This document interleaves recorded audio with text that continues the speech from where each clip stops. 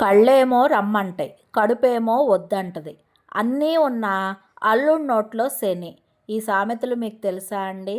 ఎందుకు చెప్తున్నానంటే, అంత ఇలాంటి చికెన్ కర్రీ గనక మనం తయారు చేసుకుంటే కళ్ళు రమ్మంటే కడుపు చాలు అంటుంది. అన్నీ ఉన్న అల్లుడి నోట్లో శని ఎందుకు అంటున్నానంటే, వంటలైతే చేసుకున్నాను కానీ 3 రోజుల నుంచి జ్వరంతో నేనైతే ఈరోజు ఈ కర్రీ తినడానికి లేదు. అందుకనే ఆ సామెతలు చెప్పాను. నాటుకోడి పులుసు ఎలా తయారు చేసుకోవాలి అనేది చూద్దాం, వచ్చేయండి.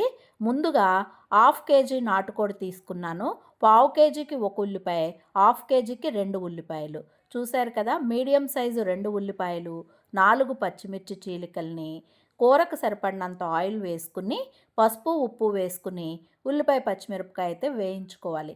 కోడిని చూశారండి, నాటుకోడి. ఇది పుంజు కోడి. కేజీ పైన ఉన్న కోడిని కొట్టించి ఒకరోజు వండాను.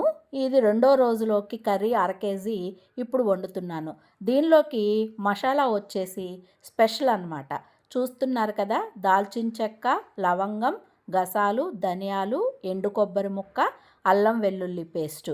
మనం ఆయిల్లో ఉల్లిపాయ పచ్చిమిరపకాయ బాగా వేయించుకున్నాక ఈ చికెన్ని కూడా వేసుకుని, నాటుకోడిని, దానిలో వచ్చే వాటర్ అంతా ఉడికి ఆ నూనె ఎప్పుడైతే బయటకు వస్తుందో ఆ టైంలోనే మసాలా వేసుకోవాలి. మసాలా కూడా బాగా వేయించుకున్నాక కూరకు సరిపడినంత కారం వేసుకుని హాట్ వాటరే పోసుకోవాలండి. నాన్ వెజ్ కర్రీస్లోకి హాట్ వాటర్ని అయితే అర కేజీకి 1/2 లీటర్ వాటర్ పోసుకుని 6 విజిల్స్ రానిచ్చి, ఇప్పుడు మనం చూస్తున్న విధంగా పులుసు అయితే వస్తుంది.